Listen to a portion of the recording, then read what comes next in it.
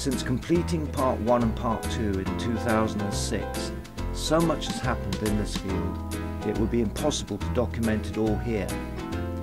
So, having chosen the title, my best shot is to update it every few years by putting together an almost random jigsaw puzzle of events and ideas in an attempt to portray a representative picture of the best and most interesting contemporary furniture making going on in the British Isles. It has a massive pair of wheels that are 4 foot in diameter, and you put all the books in the middle of the wheel so that it's only the rim of the wheel that goes round. What is interesting is the huge variety of styles, you know, from really modern to much more classical. That's a really nice thing to see. And we haven't just got a climate problem, we've got a problem with all sorts of other things which are related to the way that we go about things.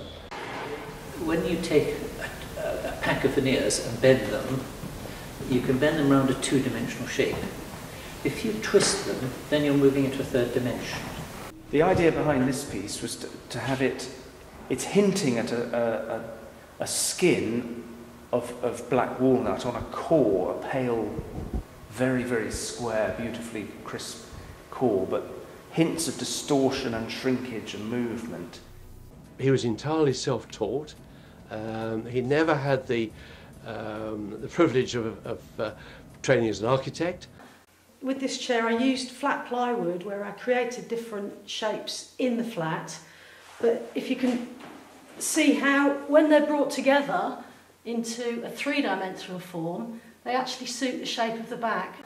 Much of my inspiration comes from Finland, where wood has provided the food of survival.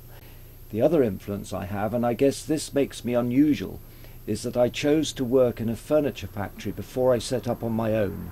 I think it rocks. Do you have a favourite? I think that is really a work of art. Absolutely love it.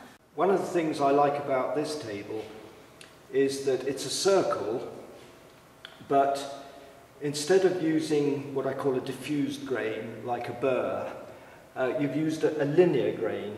Well, they're learning manual skills, and they're learning an important part of our heritage, which is a man's relationship with the woodlands.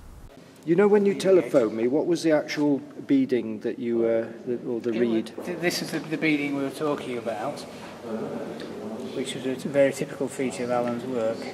There is some amazing work. There's so much quality, creativity, joy, love, passion. It's a fantastic representation of what is going on in the field today. It's come around again to be an exciting time to be a designer craftsman or designer artist or in working in wood, however you want to put it.